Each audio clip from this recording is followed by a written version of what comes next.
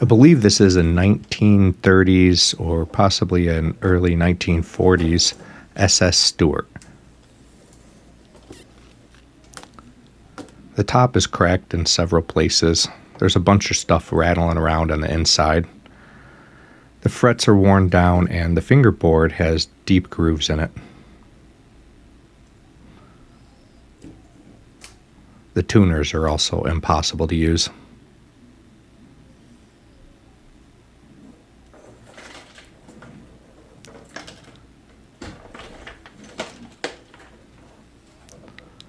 That bridge was glued in place, or the half of it that still exists.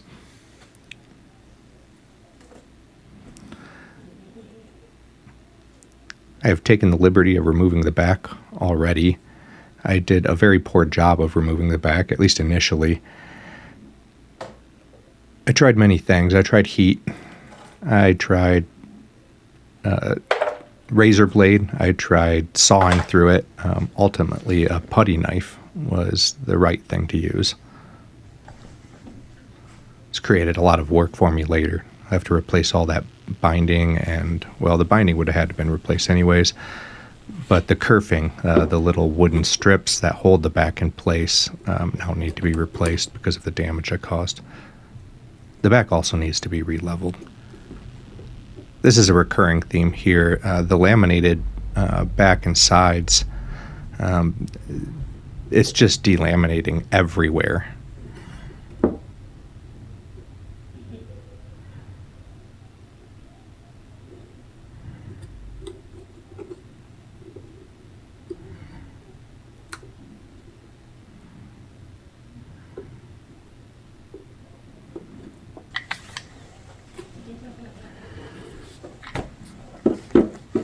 And on goes the first clamp of many, many clamps.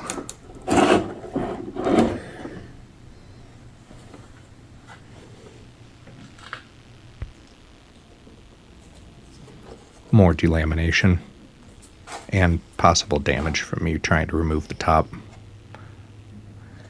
You can see on the top half there, the part of the guitar that's on the top half of the screen, the binding or the kerfing came off very clean over there. That's about when I figured out how to do it correctly.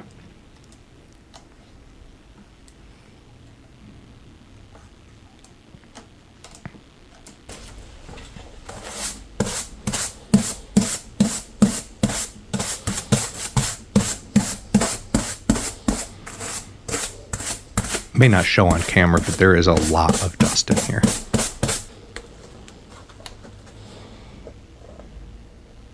More delamination.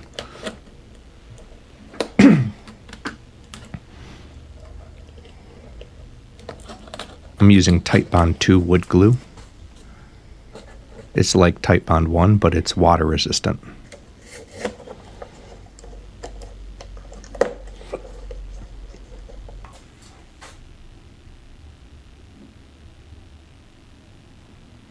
When removing the heel block, or the neck block, I guess, it was damaged. But it's an easy glue up.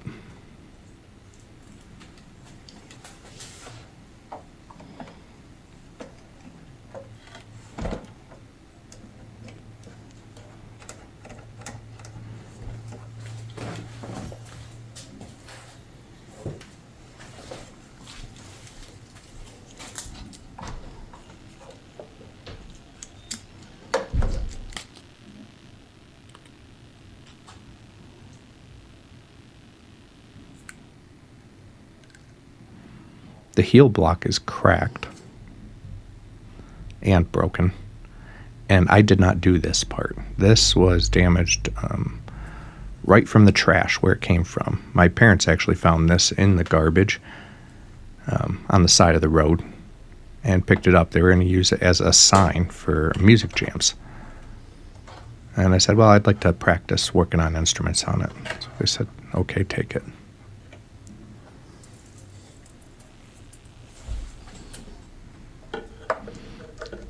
At this point in the process, I'm feeling very pessimistic. I'm unsure if I'm going to be able to repair the back, all of the delamination, lots of missing wood in places. The top is destroyed. There's been some poor repairs here. You can see all the clothespin halves that were glued in order to keep the top intact. Based on the low accuracy of their placement, I'm thinking it was done through the F-holes.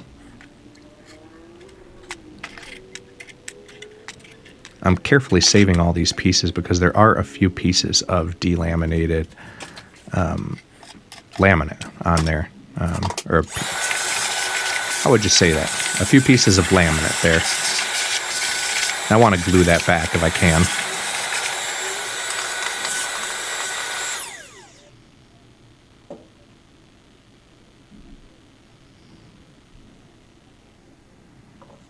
Off with the nut.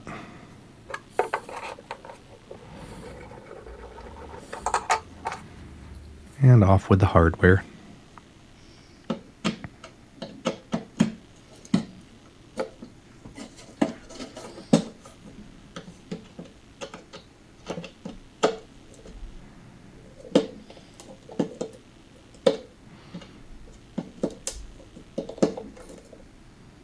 This guitar is a bit of an enigma. No guitar would be built like this today. The beautiful herringbone binding along the edge, but they didn't make it line up, so it becomes checkerboard on half of it. Still looks beautiful. A great spruce top, and the laminate quality is almost better on the inside than it is on the outside of the instrument. Very unusual. Brazilian rosewood fingerboard with brass frets.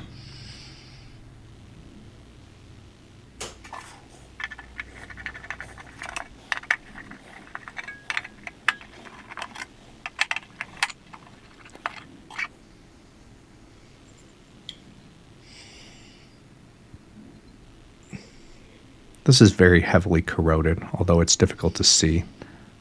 Almost none of the original nickel finish remains. Earlier I said that this is glued on, and it is, but I got extremely lucky. The glue that they used is hot glue, so it did very little damage coming off. You can see it wants to come off, but it just won't. There we go.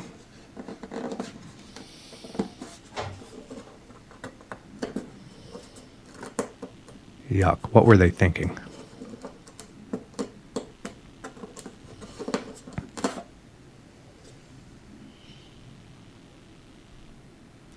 Look at that.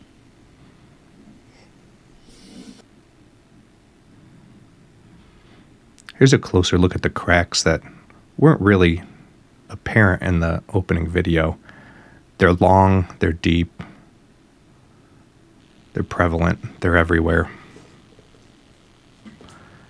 They were previously repaired too, and some different types of glue, wood glue in this case, was used to seal them. It was done very poorly. They need to come off.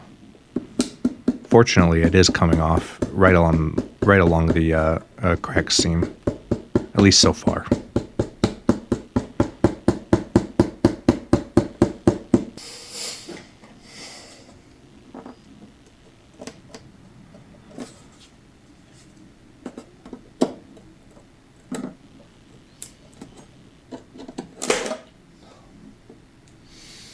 That was scary, but it was good.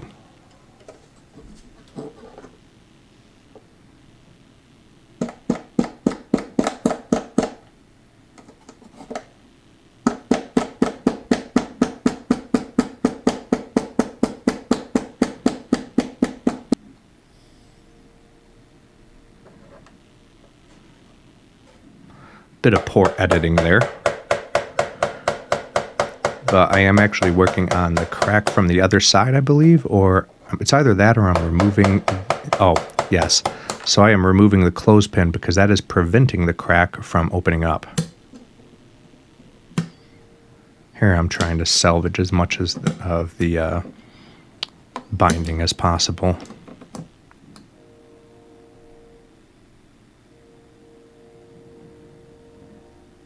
This one crack was still connected on both ends to the guitar, So it's simply a matter of placing glue in it, clamping it up, and letting it dry.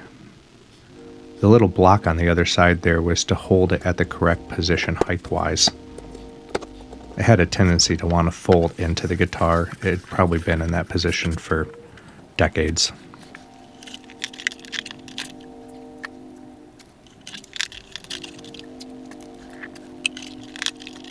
I'm first placing this tape on my shirt or a piece of wood to help remove some of the tackiness from it. The tape will pull this finish off. It's so delicate. However, I ultimately make the decision to remove the finish anyways.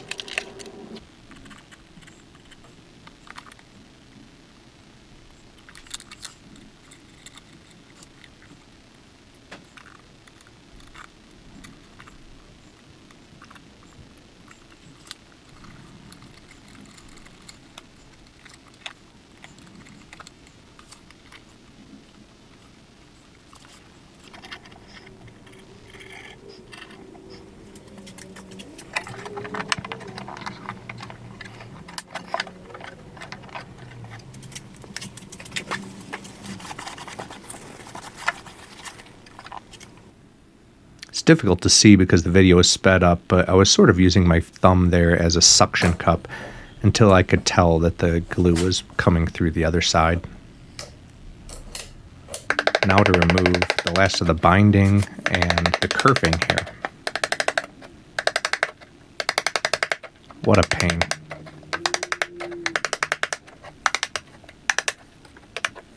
It was completely unnecessary too.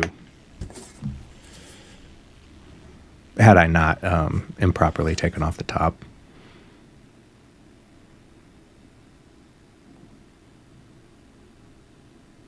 Okay, now we're clamping a few of the pieces together before putting it in as a whole.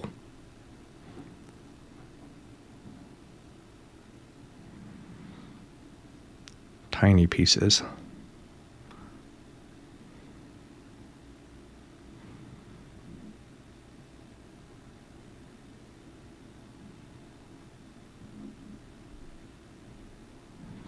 More clamps, fixing some delamination on the outside heel.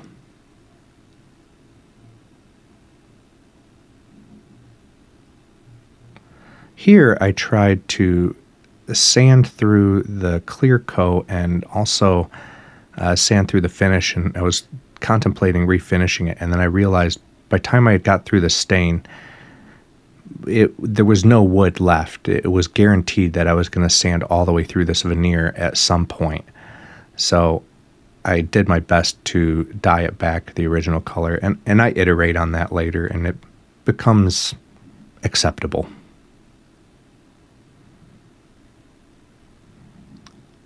Another mistake in the process, though.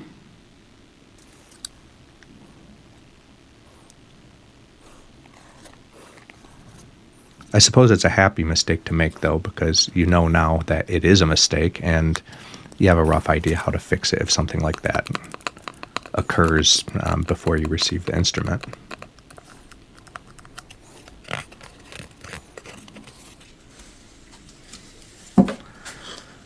More gluing and clamping. Here a little bit of the top had disappeared when the heel came off. So I'm mixing up some super glue and wood filler. Well, wood dust to make my own wood filler. And now I'm taking a razor sharp scraper and I'm just getting rid of the remnants of kerfing. Ultimately, I'll end up sanding it. But the scraper does a great job of getting almost all of it.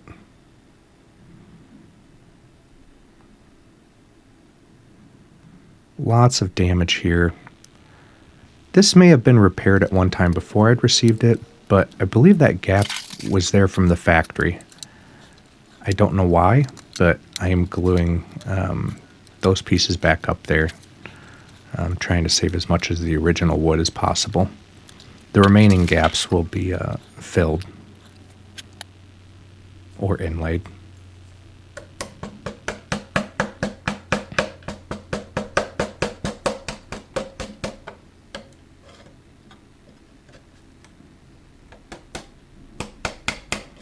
And we've almost got all of the kerfing off.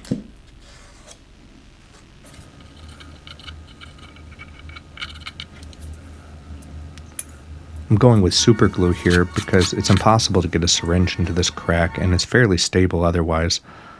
Capillary action will pull it in and stabilize the wood there. And that damage was actually just from the factory. The back of this, or the inside back of this, is bird's eye maple, which is my favorite kind of maple. I really wanted to see what it looks like. And I also had an idea that putting a little bit of shellac on there would prevent moisture from causing damage in the future, or make it at least a little bit stable. The weather there is the weather that's going on right now in the garage. That's why you see me bundled up here. It's very cold.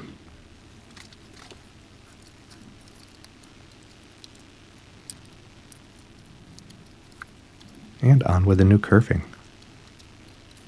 Purchased from Stewart.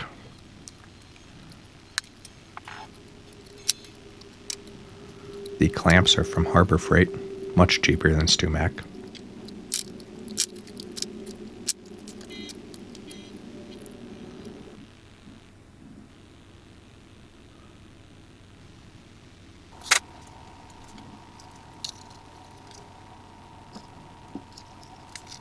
And I'm going to methodically try to place all of the remaining supports back where they came from. We get most of them.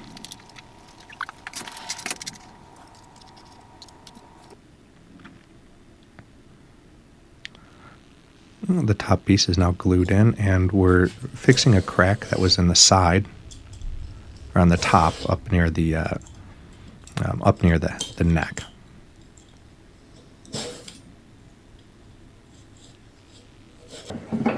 Here we're cutting some. I'm not sure what that is. It might be Douglas fir. I believe that's Douglas fir that I had laying around the shop. It's a very old piece of Douglas fir. And we made braces because those cracks, I'm not sure about them being totally repaired solely with the glue. My dad thought it would be a good idea to repurpose the clothespins of the original repair in the instrument somehow. I agreed with that. The original clothespins aren't made out of spruce or something like you might expect. They are maple. So it's actually really good material. We're popping out some of the hide glue squeeze out from the original build. It allows us to see some of the joints where some of the braces weren't fully attached anymore. So we re-glued those. And this is just natural wear, but I'm adding a bit of red dye because, well, it's sort of ugly to me, and I want it to be pretty. I decided to coat the whole inside of the guitar as well with the shellac. I don't really like the way it looks with the shellac. I like the bare wood, but I do think this will help with stability. And the other thing is I find these arch tops to be really muddy sounding, and I'm hoping that this helps make it a little bit brighter. And I don't have any evidence to prove that that happened, but the end result is brighter than I expected and a little bit clearer. So maybe it does work. In any case, it won't cause any damage.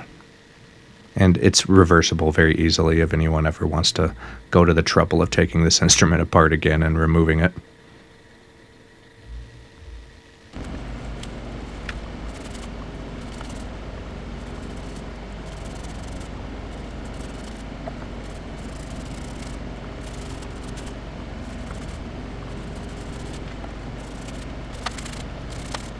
You can sort of see here on this guitar, the sides have really great flamed maple.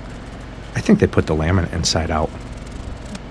It's so much more beautiful on the inside.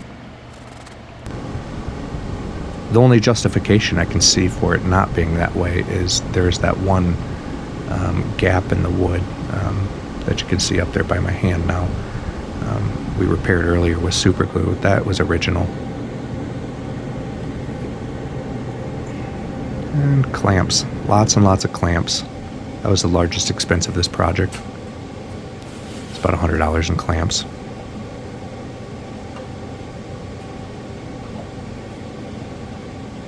Time to take the frets off. I'm having a lot more confidence at this point, now that the back is back on. There's still a bit of work related to that, but I'm feeling optimistic. Checked the neck angle at this point, and it's playable. However, the bridge needs to be in a fairly low position.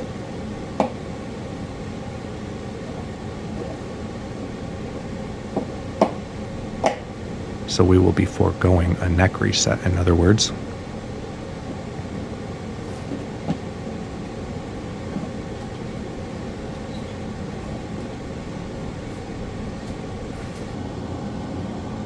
Here you can see the new frets match the old frets, except they're a little bit wider. We're also moving from brass to Evo Gold, which is like stainless steel.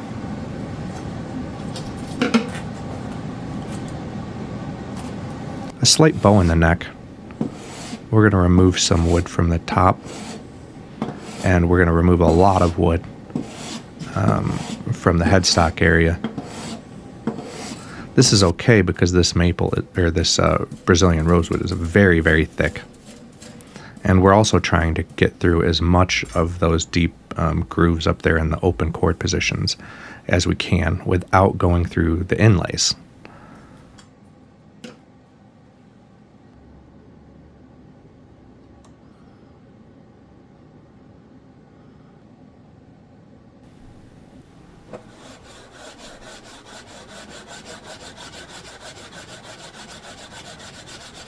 This was also originally sanded to something like 200 grit. It's very rough. You could see the sandpaper lines. That's ugly. Despite our best efforts with sanding, there were some low spots still. We'd removed 90% of them, and the remaining ones just bugged me. This is unnecessary, but I'm adding sawdust that was actually created by the fingerboard and super gluing it in place, and it leaves a little darker sort of finish in those areas, but it's very difficult to see. We're just cleaning out the fret slots here. We're not really making them deeper. They were already too deep to begin with, and they're about the correct length now. Now here I have made a terrible mistake, aside from letting the fret fly across the room. I wonder if you can figure out what it is.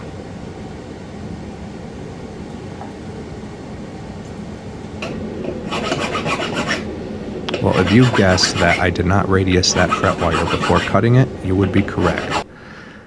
So those were all radius by hand. Normally I would suggest just throwing the wire away and starting over. But in this case I used Evo Gold, which they don't make anymore.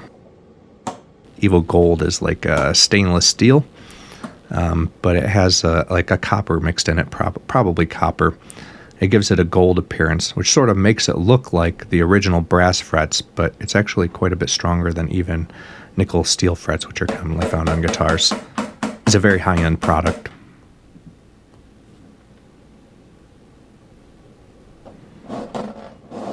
All right, time to file down those fret ends.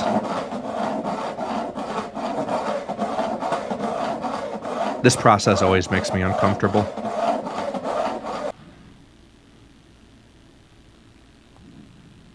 And the original tuners were Clusions. Made in Chicago, Illinois, I believe. And here we've got the binding put on. A prelude to what's about to happen, I guess. A little bit out of order there.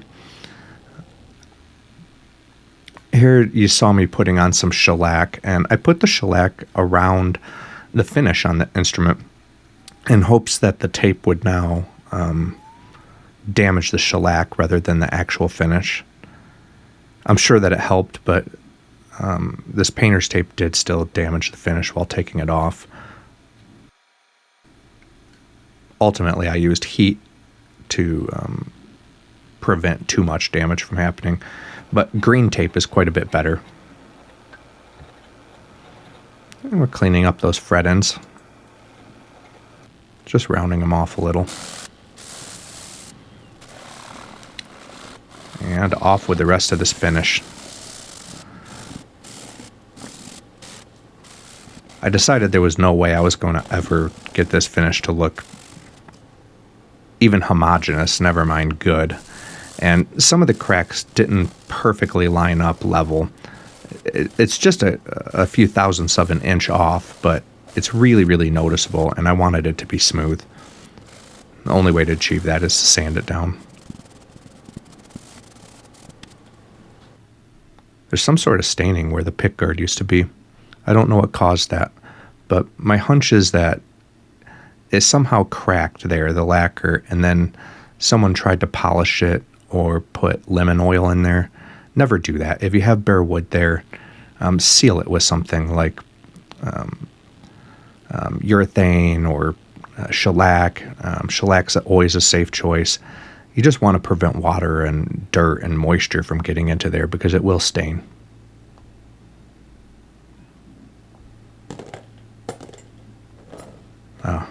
It looks like I've decided that I've had enough looking at the rust, and we're going to use this product here to get rid of it. It's a very interesting product. I've seen other people use it and decided to give it a try. It's supposed to be non-toxic, I believe. It has no scent that I can tell. And it takes the rust off. The rust is now off, and we are off to nickel plating.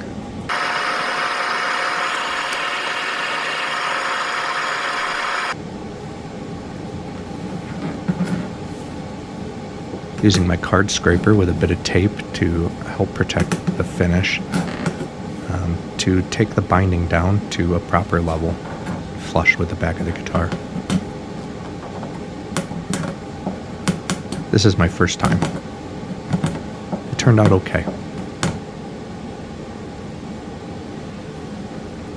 Here we have a piece of veneer that's just gone, and I applied a bit of wood filler to the back to bring it level, and now I'm trying to dye the wood filler to match.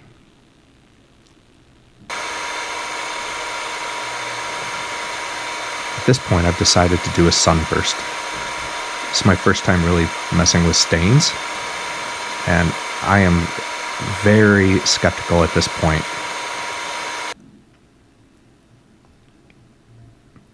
It didn't seem like it was getting dark enough. Here I threw one coat of clear lacquer on there because I wanted to see what the stain looked like when it was wet.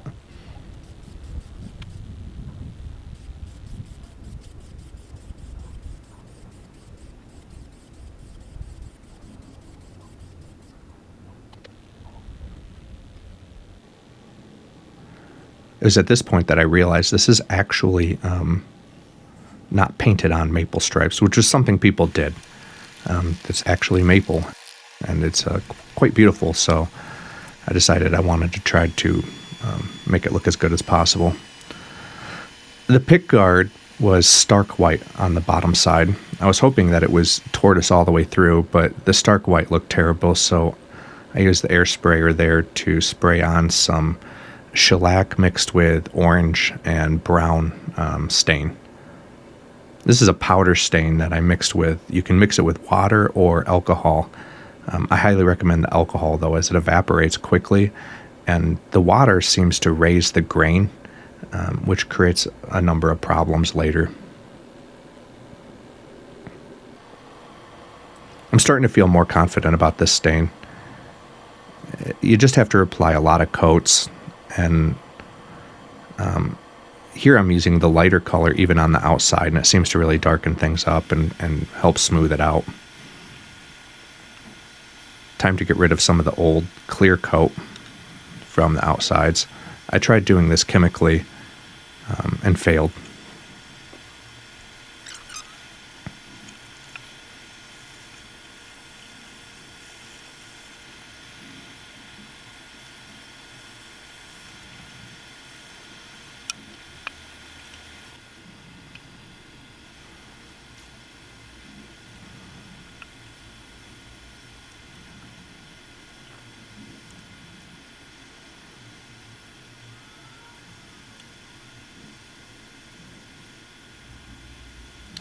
The fingerboard had a bit of gloss to it from overspray, and I wanted to take that off.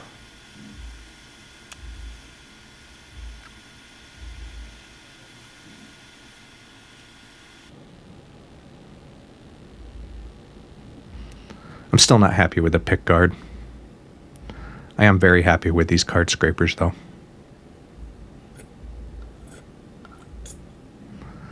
Instead of being a 45-degree angle sticking off the side like it belongs on a Stratocaster or a Les Paul, I wanted it to be round, more like a natural element. More clamping.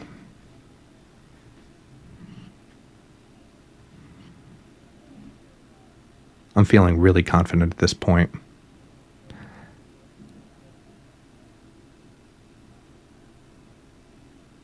There's still orange peel on the guitar at this point, though, and I'm learning how to get rid of it.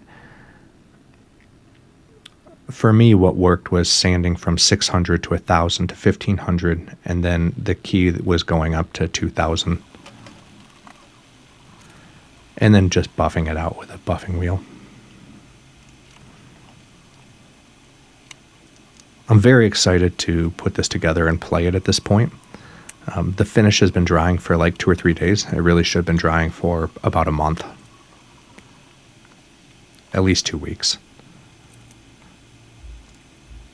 I'm probably becoming mildly intoxicated from its presence, actually. It certainly felt like that holding it and playing it over the next week.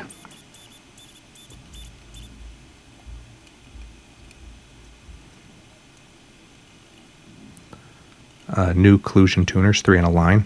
The holes lined up perfectly for the tuner pegs themselves, but the screws, the original screw holes needed to be filled. I did that with a piece of mahogany, like a mahogany toothpick, and I drilled new ones. I put the original sleeves back in, though, because they're very vintage looking. Here it is in a tweed case I got for it.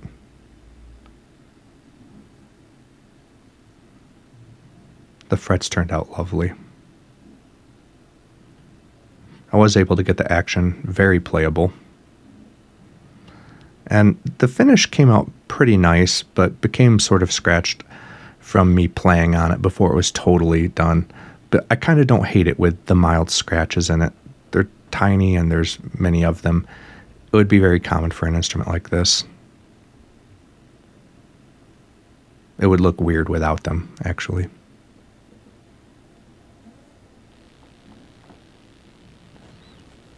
The action's fantastic, but there's really no room to take it down without modifying the bridge.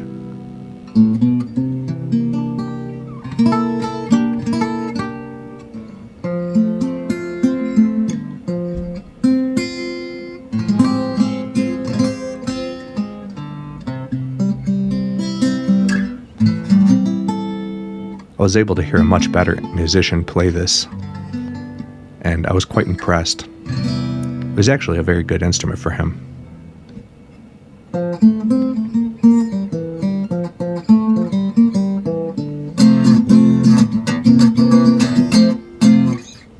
It's very boomy. Well, thanks for watching.